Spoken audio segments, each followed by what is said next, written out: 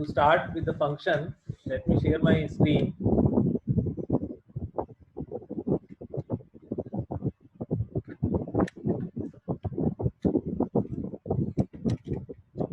In the previous class, we have seen that when we want to define a function, we use a keyword def.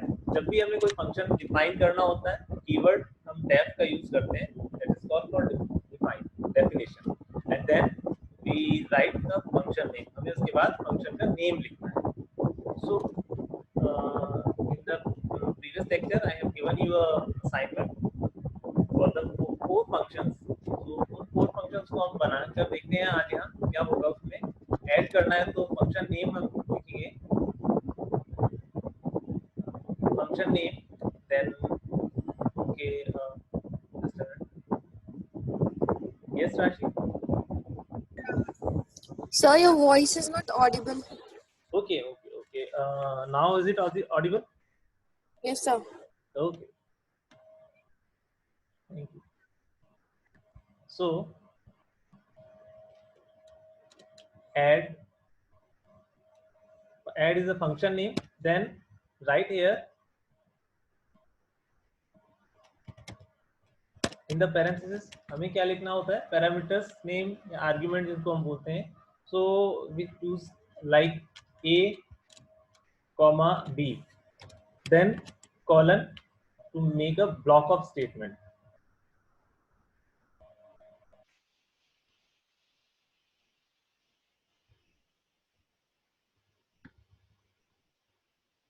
Please raise your hand if you can see my screen. I want to confirm you. Yes. Thank you, Vita. Thank you.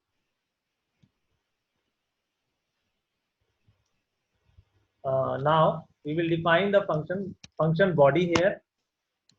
जो भी हम statement function name के बाद लिखते हैं उसको हम बोलते हैं function body. Because function body में हम main part define करते हैं कि what is the definition of function, what the function will do. Function करेगा क्या? तो यहाँ हम multiple statements लिख सकते हैं. तो हमें यहाँ पर variable a and b function के पैरामीटर में मिल रहे हैं. Now we want to add these values, then we write here c equals to a operator plus b, then if we want to return the value, then we use return statement. Or if we don't want to return the value, if just we want to print these value, then we can write here also print statement, print c, or with the message add colon space. Okay, so मैं इसी को एक बार change करना है हमें थोड़ा सा. तो मैंने 4 बार कॉपी किया. मल्टीप्लाई के लिए भी फंक्शन बनाना है और डिवाइड के लिए बनाना है, डिवीजन के लिए बनाना है. देन फंक्शन नेम चेंज कर देंगे. सब पैरामीटर वही पास किए और मैं कहता हूँ कि a minus B equals to C, a multiply B, function name multi, and the function name is divi. We can write here divi or division or divide, जो भी हम नाम रखना चाहें. But here subtraction,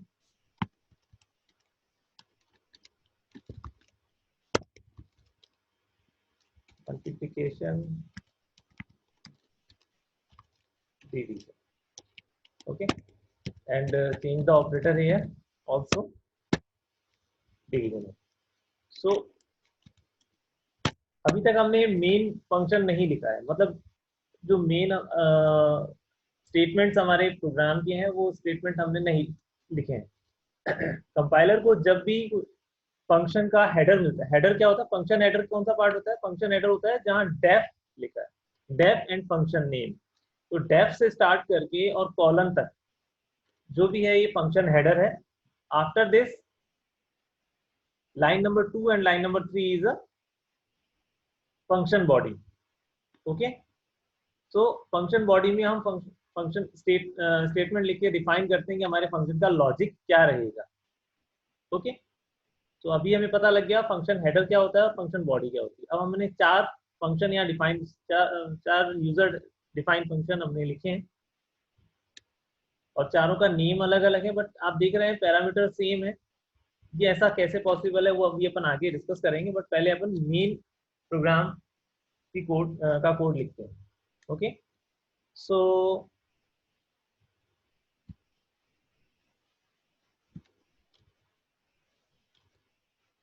रीड करनी है दो variable, हमें दो वैल्यूज हमें रीड करनी है। सो इंटीजर टाइप की वैल्यू होंगी and I want to read like val1 for the value 1 equals to int then input then enter first value then again enter second value and val2 is the variable here। तो अब हमें क्या करना है, चारों functions को call करा। तो कॉल कराने के लिए अभी मैंने कहीं भी रिटर्न टाइप नहीं दिया है, तो सिंपल हमें क्या करना होगा, we have to write the function name then pass these two parameters like add val1 to add val1 and val2 we will write add और we can say कि हम इस तरह से कॉल करेंगे add मेथड को कि add val1 val2। सो आप यहाँ देख रहे हैं val1 किसके रिप्लेसमेंट में है, किसकी पोजीशन पे है, ए वेरिएबल की पोजीशन पे, और val2 की पोजीशन बी वेरिएबल पे। या ऑर्डर समझ लें हम कि ए ऑर्डर भी हमारा किस तरह से है कि first value then second value. तो if I will pass here that second value first, अगर मैं val2 को पहले लिख दूंगा तो ए में val2 असाइन हो जाएगा और val1 बी में असाइन हो जाएगा। ओके, तो हमें ऑर्डर का भी ध्यान रखना होता है कि हमें किस ऑर्डर में वैल्यू पास करनी है, किस ऑर्डर में पैरामीटर पास करने हैं फंक्शन में। अब ये हमें हमारे ऊपर ही डिपेंड करता है, जरूरी नहीं है कि आपने जिस तरह से लिखा है। तो हम जब फंक्शन यूजर डिफाइन फंक्शन बनाते हैं तो उसमें लॉजिक हमारा सेट होता है, हमारा सब कुछ लॉजिक बना है, तो उसके बेस पर हम ऑर्डर भी डिसाइड करते हैं कि किस ऑर्डर में हमें पैरामीटर पास करने। ओके, देन सबट्रैक्ट के लिए, देन मल्टीप्लाई के लिए, देन डिवाइड के लिए। फंक्शन नेम सब, फंक्शन नेम मल्टी, बस हमें फंक्शन नेम चेंज करना है अब यहाँ। और बिकॉज मैंने यहाँ पर फंक्शन की डेफिनेशन में ही या ये कहें फंक्शन की बॉडी में ही मैंने प्रिंट स्टेटमेंट लिख रखा है या प्रिंट स्टेटमेंट कॉल करा रखा है, तो मुझे यहाँ पर प्रिंट मेथड कॉल करा रखा है, इसलिए मुझे वापस से प्रिंट लिखने की जरूरत नहीं है। ओके, तो लेट्स सी कंपाइलर जब हम रन करते हैं तो दो वैल्यू पूछेगा। सपोज मैंने कहा 10 is the first value and 5 is the second value, and you can see here the output. Okay, जो 4 मेथड हमने क्रिएट किए थे, डिफाइन किए थे ऊपर, उन 4 मेथड्स को हमने यहाँ हमारे मेन फंक्शन में कॉल किया है, मेन मेथड में कॉल किया है। देन जैसे जैसे फंक्शन कॉल होता गया वैसे वैसे वैल्यू पहले ऑपरेशन परफॉर्म हुआ, देन प्रिंट हुआ। Okay, now I am moving to the returning of a function, कि मैं फंक्शन से वैल्यू रिटर्न कैसे कर सकता हूँ। अगर किसी को यहाँ तक कोई प्रॉब्लम है, मैंने अभी जो फंक्शन बताया है वो फंक्शन ये है कि इसमें without return any value. Okay, किसी को भी ये डाउट है कि अभी मुझे समझ में नहीं आया, सर रिपीट कीजिए या कुछ और बताइए, इसके अंदर कोई एक लॉजिक आपको समझ में नहीं आया, तो प्लीज रेज योर हैंड।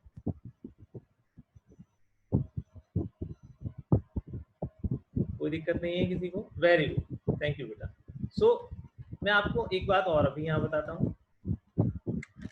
आपका एक डाउट होगा कि सर हर बार आपने जब भी ऐड फंक्शन यूज किया है, A comma B sub use किया है, तब भी A comma B, multi use किया तब भी ए कॉमा बी, और ए बी सी वेरिएबल ही यूज किया। because a, b and c is the local variable of these functions. a, b और c हमारे यहाँ पर लोकल वेरिएबल हैं. जब ऐड मेथड या ऐड फंक्शन हमारा एग्जीक्यूट होता है, जब ऐड फंक्शन एग्जीक्यूट होता है उस केस में a, b, c add function के लोकल वेरिएबल बन जाते हैं. सबट्रैक्ट फंक्शन जब कॉल होगा तो a, b, c उसके लोकल वेरिएबल होंगे. यहाँ वैल्यू कॉपी होगी. जब मैंने ऐड फंक्शन कॉल किया तो val1 और val2 ऐड फंक्शन के लोकल वेरिएबल में कॉपी हो गए. जिस ऑर्डर में मैं वैल्यू पास कर रहा हूँ उस ऑर्डर में, जिस ऑर्डर में पैरामीटर पास कर रहा हूँ उसी ऑर्डर में यहाँ पर वैल्यू कॉपी होगी. ओके, देन ऑपरेशन परफॉर्म होगा. जो हमने ऑपरेशन लिखा है, ऐड है तो प्लस है तो प्लस होगा, माइनस है तो माइनस हो जाएगा.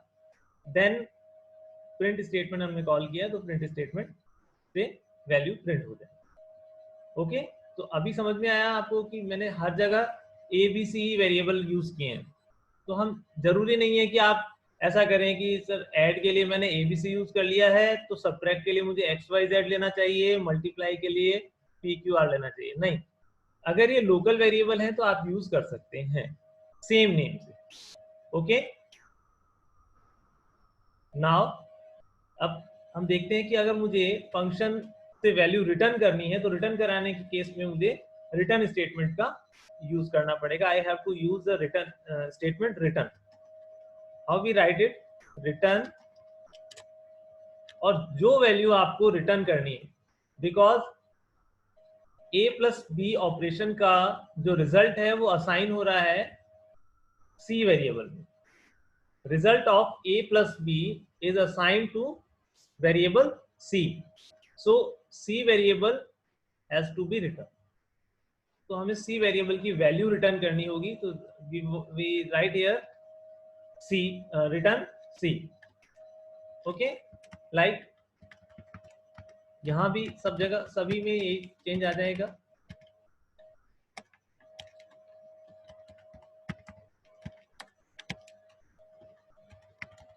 then in the multi function, then dv function. Okay, अब मैं यहाँ पर अगर फंक्शन को कॉल कराऊंगा तो आउटपुट कुछ भी नहीं आएगा, बिकॉज हमने कहीं पर प्रिंट स्टेटमेंट का यूज ही नहीं करा. हमने वेरिएबल रिटर्न तो कराए हैं, उस वेरिएबल की वैल्यू कहीं पर सेव नहीं कराई. तो we can use here like, we can write here like result 1 equal to this, then result 2 equal to like, then result 3 equal to, and result 4 equal to.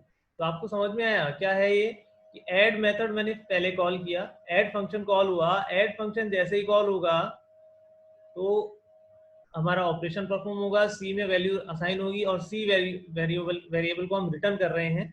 C variable को हम return कर रहे हैं तो सी variable की जो value है वो रिजल्ट और वी कैन से res1 वेरिएबल में असाइन हो जाएगी, because we are using here assignment operation. जो भी वैल्यू रिटर्न हुई इस फंक्शन कॉल से वो वैल्यू res1 में रिटर्न हो गई. Now we have to print here, we have to use print statement here to check the output. Print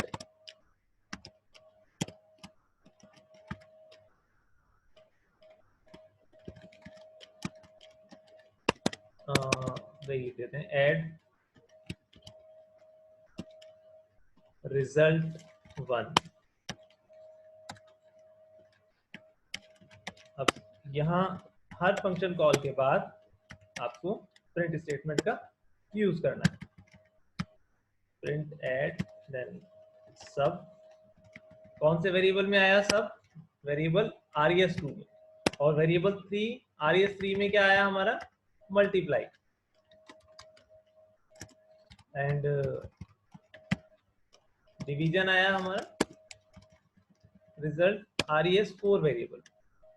okay, let's check it.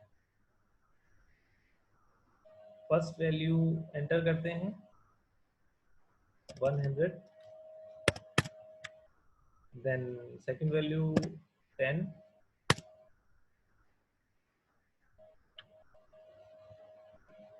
तो आउटपुट उसी तरह से आ रहा है, बट फंक्शन लिखने का तरीका अब अलग हो गया।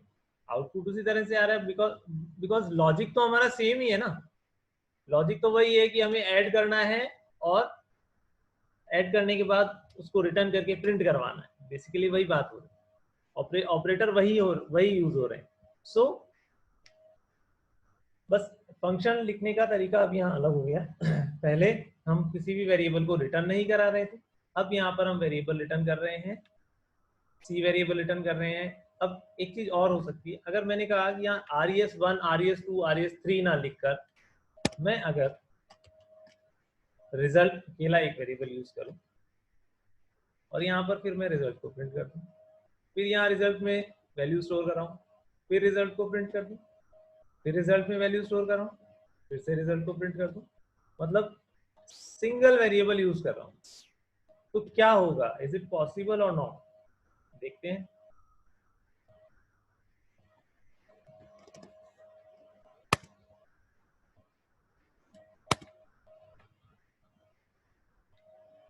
हो गया। वाई?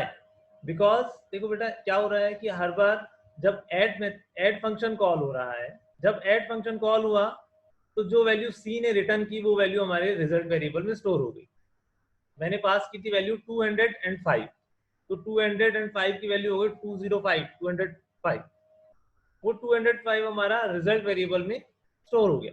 देन मैंने उस रिजल्ट वेरिएबल को प्रिंट करवा दिया। उसके बाद मैंने सब्ट्रैक्शन कॉल किया। सब्ट्रैक्ट करने के लिए a माइनस बी में मैंने वही 200 और 5 पास किए, तो 200 माइनस 5 195 वैल्यू अब ओवरराइट हो जाएगी प्रीवियस 205 से, क्योंकि वेरिएबल हमारा वही है। तो अब वेरिएबल वैल्यू ओवरराइट हो गई। ओके, नाउ क्या हुआ, 195 हो गया वैल्यू, तो 195 यहाँ रिजल्ट में प्रिंट हो जाएगा। देन मल्टीप्लाई कराएंगे तो जो मल्टीप्लिकेशन की वैल्यू होगी वो वैल्यू ओवरराइट हो जाएगी रिजल्ट में। तो हम एक वेरिएबल का भी यूज कर सकते हैं, जरूरी नहीं है। जिस तरह से मैंने जस्ट प्रीवियस जो कोड बताया था वो सिंपल समझने के लिए बताया था, ताकि आप कंफ्यूज ना हो कि अलग अलग वेरिएबल हैं तो अलग अलग फंक्शन है तो मुझे अलग अलग वेरिएबल का यूज करना चाहिए। ठीक है, वैसे भी कर सकते हैं, बट अगर आपका किसी एक वेरिएबल से ही काम चल रहा है तो आप उसका भी यूज कर सकते हैं। So we have seen here that how we can define the multiple functions in our program. Like we have defined here 4 functions. How we can pass parameters in function, and how we can define the function without returning a value.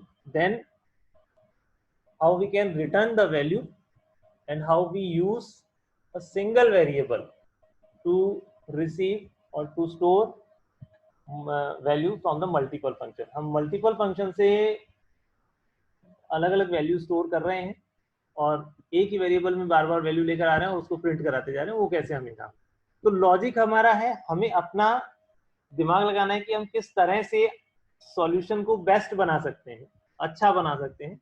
हम कैसे भी उसको लिख सकते हैं, 4 variable अलग अलग बनाकर भी, एक अकेले वेरिएबल से भी, जो बेस्ट सुटेबल। हर एक काम को करने के बहुत से रास्ते होते हैं, एक डेस्टिनेशन से दूसरी डेस्टिनेशन पर जाने के बहुत से रास्ते होते हैं। हमें चूज करना होता है कि वो बेस्ट वे कौन सा है जिससे हम डेस्टिनेशन पर पहुंच जाएं, टाइम भी कम कंज्यूम हो, रिसोर्सेज भी कम कंज्यूम हो। ओके, सो वो सब हमारा लॉजिक पर डिपेंड करता है।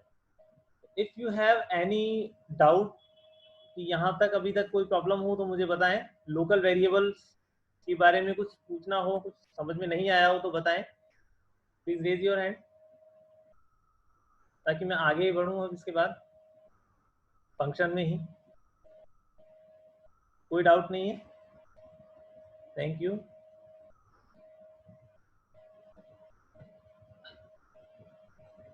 अब बात ये आती है कि सर हम फंक्शन डिफाइन क्यों कर रहे हैं? ये काम तो हम मेन में भी कर सकते थे भाई। मैं फंक्शन डिफाइन क्यों करूं? यहाँ पर लिख दूं सिंपल सा c equals to a plus b और प्रिंट करा दूं c को, फिर c equals to a minus b, फिर प्रिंट करा दूं c को।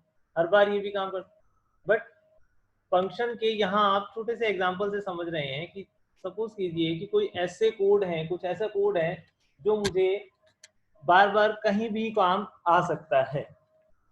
पूरे मेरे एक एप्लीकेशन में या पूरे एक सॉफ्टवेयर में कोई एक ऐसा छोटा सा पीस ऑफ कोड है जो है तो छोटा सा, मतलब 3 4 5 लाइन का है, लेकिन वो मल्टीपल टाइम बहुत बार काम आता है, रेंडमली कहीं पर भी काम आ जाता है। रिपीटेडली काम नहीं आता, रिपीटेडली यूज करते हैं तो उस केस में हम लूप चलाते हैं, लेकिन वो एक पर्टिकुलर स्पेसिफिक कोड है जो रेंडमली कहीं भी मुझे यूज करना पड़ सकता है। तो उसके लिए मैं एक फंक्शन डिफाइन करके रख देता हूँ अलग से, और जब भी मुझे उस छोटे से कोड की रिक्वायरमेंट है तो मैं उस कोड को कॉपी ना करके बस उस कोड में अपने पैरामीटर्स पास करके फंक्शन को कॉल करा लूँ। तो ये हमारा फंक्शन का यूज है बेस्ट, कि भाई मैंने एक लॉजिक देखा, मैंने एक पैटर्न देखा कि जो मेरी प्रॉब्लम है, इस प्रॉब्लम के अंदर एक ऐसा कोड है, पीस ऑफ कोड है जो मुझे बार बार रैंडमली कहीं भी यूज करना पड़ सकता है, तो उसको मैं अलग से डिफाइन करके रख देता हूँ, और जब मुझे जहां जहां यूज करना पड़ेगा उसको मैं कॉल कर लिया, इसलिए हम फंक्शन का यूज करते हैं। ओके, तो अब हम थोड़ा सा और प्रैक्टिस करें फंक्शन पे, कि जैसे कुछ बड़ा काम यहाँ देखें कि लूप में अगर मुझे कुछ फंक्शन बनाने हैं, लूप लगाने हैं, या conditional statements like if else अगर मुझे यूज करने हैं तो वो कैसे होंगे। हम देख चुके हैं, we have already seen in the previous lecture that how we can print the Fibonacci series. Okay, so if we want to write the code for the Fibonacci series using function, कि मुझे function का use करके Fibonacci series print करानी, okay, और we can say we want to check whether the given number is palindrome or not. हमें ये एक function बनाना है, बार बार मुझे ये चेक करना पड़ता है मेरे एप्लीकेशन में, जो भी मैं सॉफ्टवेयर बना रहा हूँ मुझे ये चेक करना पड़ता है कि मेरे पास जो नंबर यूजर एंटर कर रहा है वो नंबर अगर पैलिंड्रोम है तो कुछ और काम करना है, पैलिंड्रोम नहीं है तो कुछ और काम करना है। तो उसके लिए मुझे पहले पैलिंड्रोम की चेकिंग करनी पड़ेगी। अब पैलिंड्रोम को चेक करने के लिए 5 से 10 लाइन का 5 6 लाइन का कोड है, वो मैं क्या करूंगा, एक फंक्शन बना के अलग से रख लूँ, और उस फंक्शन को मैं हर बार तब कॉल कर लूंगा जब भी मेरे पास ये कंडीशन आएगी कि हाँ मुझे चेक करना है कि पहले पैलिंड्रोम है या नहीं है, अगर है तो आगे किस तरह से काम करना है, अगर नहीं है तो किस तरह से। तो उसके लिए मैं फंक्शन डिफाइन करूंगा। सपोज करें मुझे पैलिंड्रोम फंक्शन के लिए ही काम करना है, define check palindrome. Check palindrome function में हमें एक वेरिएबल, एक वैल्यू मिलेगी, जिस वैल्यू को हमें मैच करना, चेक करना होगा कि वो फंक्शन, वो वैल्यू पैलिंड्रोम नंबर है या नहीं है। अगर है तो मैं ट्रू रिटर्न कर सकता हूँ या 1 रिटर्न कर सकता हूँ, और अगर नहीं है तो मैं वैल्यू रिटर्न कर दूंगा 0। 1 means true and 0 means false. Okay, तो ये हमारा बेसिक लॉजिक रहेगा। तो देखते हैं आगे। एक वेरिएबल मैंने लिया, सपोज करें वेरिएबल है मेरा n। उस वेरिएबल में और हमें क्या क्या यूज करना होता था जब भी हम पहले, अब जो पैलिंड्रोम का लॉजिक हमने बेसिक प्रोग्रामिंग में पढ़ा था, वही बेसिक प्रोग्रामिंग का लॉजिक हमारे यहाँ पर अब काम आने वाला है। सो यहाँ हमने देखा था कि एक रिजल्ट वेरिएबल था जिसको इनिशियलाइज कराया था हमने 0 से। देन लूप था हमारा, एक लूप चलाया था हमने। लूप में क्या लिखा था कि लूप था कि while n is not equal to 0। तो थोड़ा सा याद होगा ये, while n is not equal to 0 loop तब तक चलेगा। और क्या क्या ऑपरेशन लूप में हम परफॉर्म कर रहे थे, सबसे पहले रिमाइंडर की वैल्यू ले रहे थे। रिमाइंडर की वैल्यू हम ले रहे थे r वेरिएबल में। r equals to remainder find out करने के लिए, रिमाइंडर की वैल्यू रिटर्न कराने के लिए हमारे पास ऑपरेटर कौन सा होता है। Please raise your hand if you can answer it. अगर आपको पता है कि कौन सा ऑपरेटर हम यूज करते हैं, which operator we are using to get the remainder, please raise your hand. कोई स्टूडेंट बताना चाहेगा? यस, निखिल। और निखिल के अलावा, निखिल तो रिप्लाई देता ही है हमेशा। ओके निखिल आप बताएं। सर मॉड्यूलस का यूज करते हैं मॉड्यूलस के लिए, और मॉड्यूलस के लिए सिंबल सर, वो परसेंट वाला। वेरी गुड बेटा, थैंक यू। सो जब भी हम रिमाइंडर ऑपरेटर के लिए मोड ऑपरेटर का यूज करना होता है मॉड्यूलस का, तो परसेंट साइन का यूज करेंगे। सो n परसेंट हमें रिमाइंडर लेना है 10 से, then result equal to result multiply 10 plus r। अब आप ये सोच रहे होंगे सर ये स्टेटमेंट आप कहाँ से लिख रहे हो? ये सब स्टेटमेंट में आपको बेसिक प्रोग्रामिंग में, बेसिक कोडिंग में जो लास्ट हमारे लेक्चर्स हुए थे उन सब में आपको बता चुका हूँ। ओके, फिर भी अगर किसी को नहीं समझ में आएगा तो मैं रिपीट कर दूंगा, आप पूछ सकते हैं मुझसे। ऐसा नहीं है कि आप बोलेंगे कि मुझे समझ में नहीं आ रहा तो मैं नहीं बताऊँ, आप पूछ सकते हैं एक बार। बट एक बार ध्यान दें, कोड को समझने की कोशिश करें। फर्स्ट हमने एक वेरिएबल डिक्लेयर किया रिजल्ट, फंक्शन में एक वेरिएबल डिक्लेयर किया रिजल्ट। अभी नीचे वाले कोड पर ध्यान नहीं देना है आपको, नीचे वाला कोड आप मैं हटा ही देता हूँ, कंफ्यूज हो जाओगे। मैंने डेफिनेशन डिफाइन करना शुरू किया है, check underscore palindrome method. Result variable declare किया जिसमें फर्स्ट मैंने 0 से इनिशियलाइज किया। देन हमारा एक लूप था जिसमें हम n जो हमारे पास वेरिएबल आ रहा है उसकी वैल्यू जब तक 0 नहीं हो जाती हम रिपीटेडली ये काम करते रहेंगे। और कौन कौन से काम करेंगे? पहला काम करेंगे, कंपाइलर को हमने कहा है पहला काम क्या करना है, मॉड्यूलस रिमाइंडर लेना है वेरिएबल r में, और रिजल्ट की जो प्रीवियस वैल्यू है उसको मल्टीप्लाई करना है 10 से। देन रिजल्ट की प्रीवियस वैल्यू को 10 से मल्टीप्लाई करके देन r उसमें ऐड कर देना है। उसके बाद नेक्स्ट स्टेटमेंट हमारा क्या था, n equals to n divide by 10। अब यहाँ डबल स्लैश हमने यूज किया है, इसको हम इंटीजर डिवीजन भी कहते हैं, बिकॉज जब भी हम सिंगल स्लैश का यूज करते हैं, डिवीजन ऑपरेटर का यूज करते हैं, डिवाइड ऑपरेटर का यूज करते हैं, तो क्या होगा, ये हमें फ्रैक्शनल वैल्यू रिटर्न करेगा। But we don't want fractional value, we want to truncate the values after the point when divide by 10। Okay, so इसलिए हमें डबल स्लैश ऑपरेटर जो पाइथन प्रोवाइड करता है हमारे को, उसका यूज करेंगे, जिससे केवल इंटीजर पार्ट हमें मिलेगा। ये लूप हमारा कंप्लीट हो गया है। इसके बाद मुझे एक कंडीशन चेक करनी होती थी। जब मुझे पैलिंड्रोम नंबर चेक करना है तो एक कंडीशन चेक करनी होती थी कि इफ जो मेरा प्रीवियस नंबर, मतलब गिवन नंबर कौन सा है, मेरा गिवन नंबर है n, जो मेरे पास पैरामीटर आया है वो n, और अब जो नई वैल्यू बनी है वो रिजल्ट। res वेरिएबल में मेरा नया वेरिएबल, नई वैल्यू बनी है, तो मुझे चेक करना होता था res इक्वल टू, इक्वलिटी को चेक करने के लिए हम डबल इक्वल टू का यूज करते हैं। res is equal to n अगर मैं लिखूंगा तो ये कंडीशन ऑलवेज फॉल्स रहेगी। कोई बता सकता है इसका रीजन? कि मैंने अगर ये कंडीशन लिखी if res equal to n, और मैं ये कह रहा हूँ कि ये कंडीशन ऑलवेज फॉल्स रहेगी जो अभी तक मैंने कोड लिखा है उस केस में, कोई इसका रीजन बता सकता है? Please raise your hand.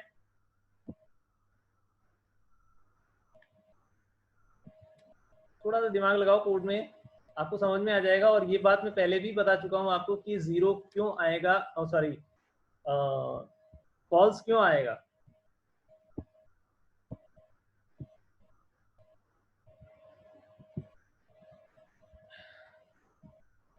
बेटा इसीलिए थोड़ा सा प्रोग्रामिंग, हाँ वेरी गुड प्रियांशी, बहुत अच्छी बात है, आप कोशिश कर रहे हैं।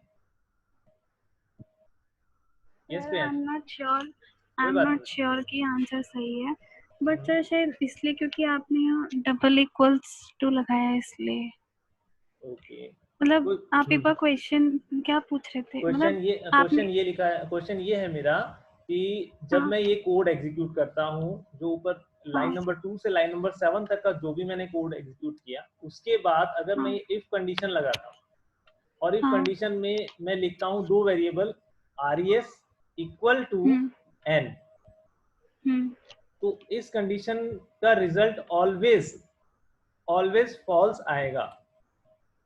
वो वो ऑलवेज फॉल्स इसलिए आएगा क्योंकि मैंने कोड में कुछ ऐसा लिखा हुआ है।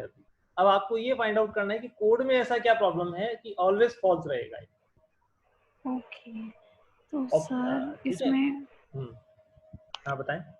सर यहाँ पे मेरे को इसमें यहाँ लग रहा है शायद while n is equals, आपने n के बाद एक्सक्लेमेटरी मार्क लगाया तो शायद उसमें गड़बड़ है। आप काफी हद तक बिल्कुल सही पहुंच गए हैं, गड़बड़ नहीं है, कोड सही है। मतलब हाँ हाँ कोड सही है, हाँ काफी हद तक पहुंच गए हैं आप, मतलब 90% तक पहुंच गए हैं बिल्कुल जवाब देने के। अब कोई और, अब आगे आप बताना चाहेंगे इसमें? इस रीजन सर यही है, नहीं आ रहा। इसी लाइन से है reason. Okay, thank you Priyanshi बेटा, नहीं आ रहा। आपने कोशिश की। वेलकम और सर। कोई स्टूडेंट जो बताना चाहे? व्हाइल लूप से ही जुड़ा है मेरा सवाल जो मैंने अभी पूछा है आपसे।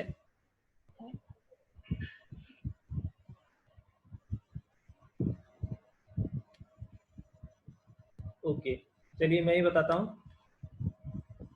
ये लूप मेरा टर्मिनेट कब होगा?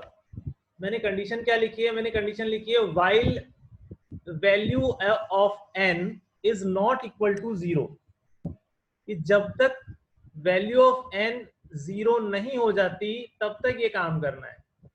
यानी कि लाइन नंबर 4, 5 और 6 तब तक एग्जीक्यूट होता रहेगा जब तक कि n की वैल्यू 0 नहीं हो जाती।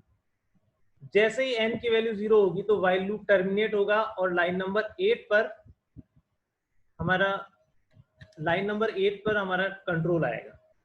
अब यहाँ रिजल्ट की वैल्यू तो कुछ और बनी होगी, रिजल्ट की वैल्यू बनी होगी जो नॉन जीरो वैल्यू होगी, और n की वैल्यू ऑलवेज 0 होगी। समझ में आ रही है मेरी बात? अगर मैंने यहाँ पर n की वैल्यू दी है 1 2 3 4 5, तो जब लूप टर्मिनेट हो जाए होगा तो उस केस में, क्योंकि मैंने कंडीशन लगाई है n is not equal to 0, तो n की वैल्यू 1 2 3 4 5 से ओवरराइट होकर n की वैल्यू हो चुकी होगी 0, और रिजल्ट की वैल्यू हो चुकी होगी रिवर्स 5 4 3 2 1। तो ये कंडीशन ऑलवेज फॉल्स रहेगी। मैंने यहाँ इक्वलिटी का ऑपरेटर यूज किया है और मैं मैच करा रहा हूँ कि दोनों वैल्यू इक्वल है या नहीं है। तो ये कभी भी इक्वल नहीं होंगे, बिकॉज जो लूप है हमारा 0 की कंडीशन पर टर्मिनेट होगा। ओके, तो इसलिए ये कंडीशन ऑलवेज फॉल्स रहेगी। अब प्रॉब्लम कहाँ आ रही है? ये सवाल मैंने आपसे क्यों पूछा? मैंने ये पूछा, हम चेक कर रहे हैं ओरिजिनल वैल्यू को, जबकि ओरिजिनल वैल्यू किस में स्टोर है हमारी? n में, और n वेरिएबल की वैल्यू चेंज हो चुकी है।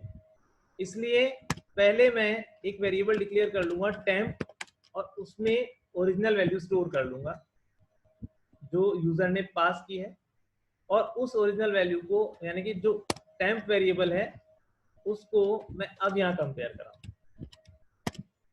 अगर ये कंडीशन ट्रू आ जाती है तो मैं प्रिंट कर दूंगा या रिटर्न कर दूंगा। मैंने बात की थी हम रिटर्न कराएंगे 0 या 1।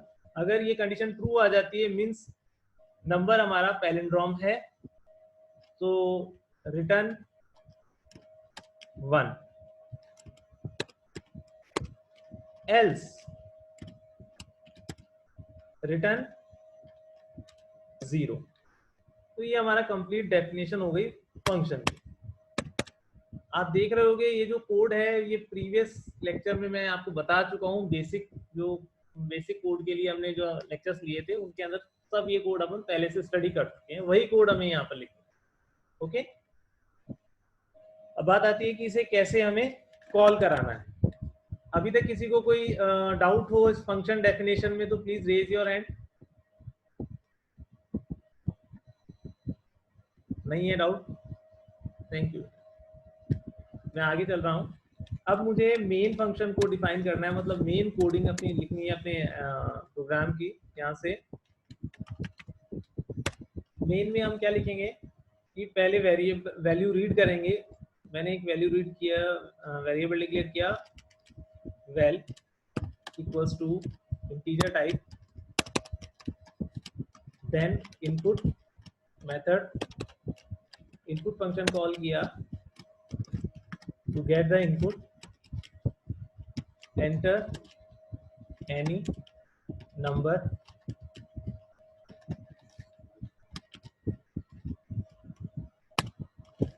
और इस वैल वेरिएबल को मैं जब हमारे चेक पैलिंड्रोम फंक्शन में पास कर दूंगा, लिखूंगा चेक पैलिंड्रोम वैल,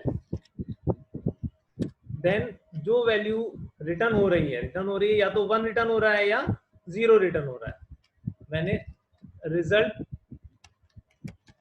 एक वेरिएबल डिक्लेयर किया, उसमें इसकी वैल्यू रिसीव कर ली। ओके, अब रिजल्ट वेरिएबल को हम चेक करेंगे। If result equal to 1 then print number is palindrome.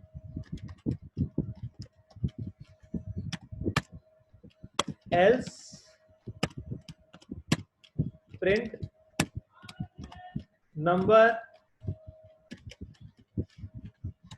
is not palindrome. Okay, check करके देखते हैं क्या ये कोड सही चल रहा है। पैलिंड्रोम नंबर होते कौन से हैं? जो मैं राइट से रीड करूं या लेफ्ट साइड से रीड करूं तो दोनों सेम वैल्यू।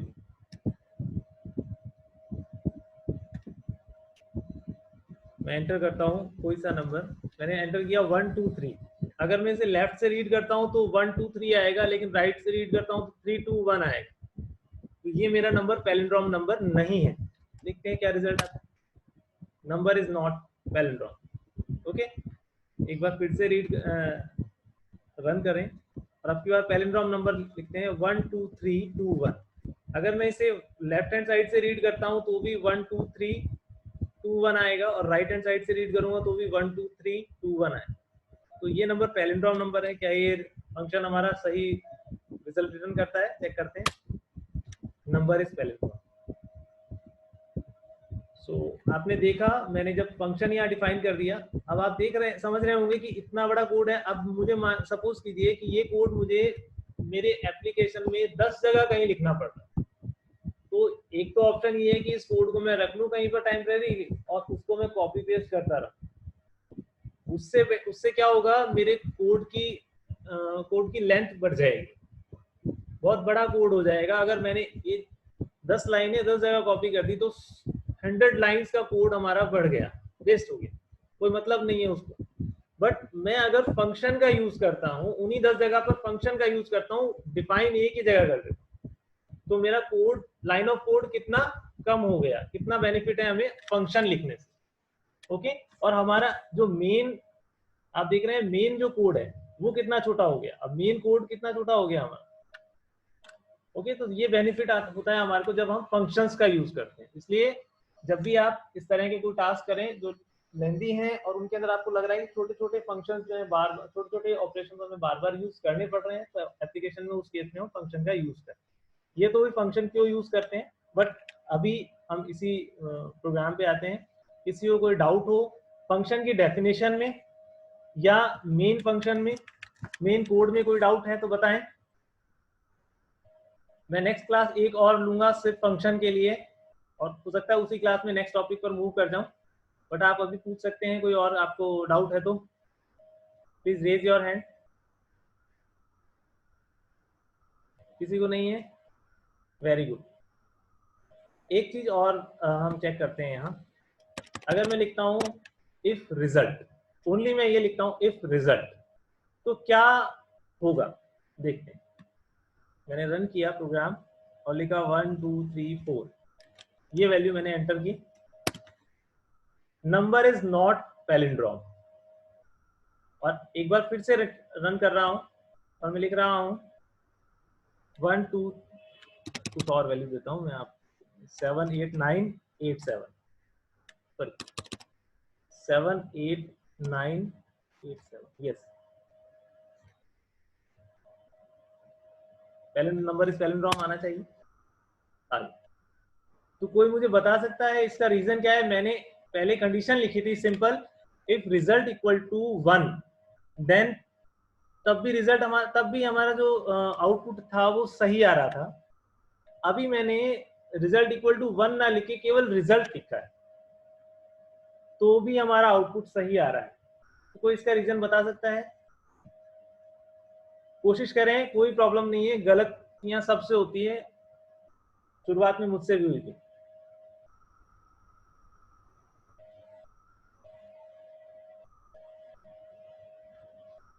ओके, देखिए आप ध्यान से देखें अगर, तो मैं वैल्यू क्या रिटर्न कर रहा हूँ, या 1 रिटर्न कर रहा हूँ, और 1 मीन्स क्या है हमारा, 1 मीन्स ट्रू। तो जब मैं इफ में वैल्यू लिख देता हूँ 1, या इफ में कोई बूलियन वेरिएबल लिखूं मैं ट्रू, बूलियन वैल्यू लिख दूं ट्रू, तो वो क्या चेक करेगा, if this condition is true then execute this statement. So हमेशा क्या चेक कर रहा है यहाँ पर, if 1 then print this, if not 1 then print this.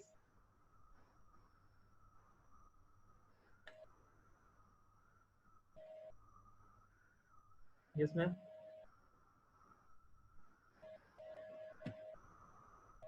Yes ma'am. Ma'am only 2 minutes, 2 minutes more।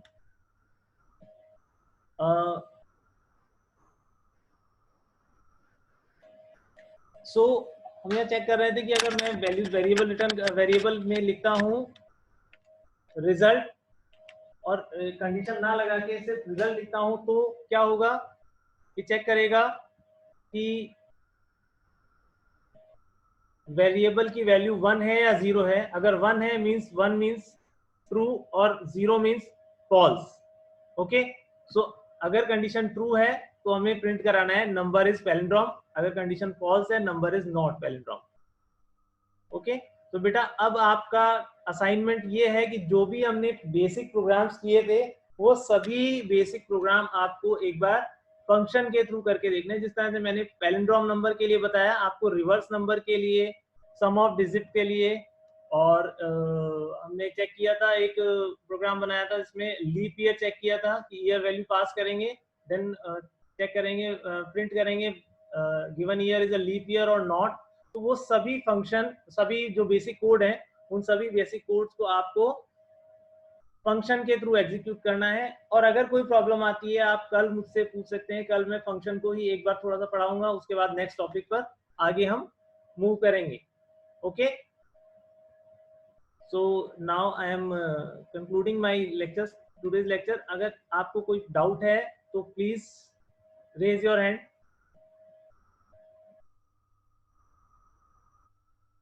नहीं है? Thank you very much.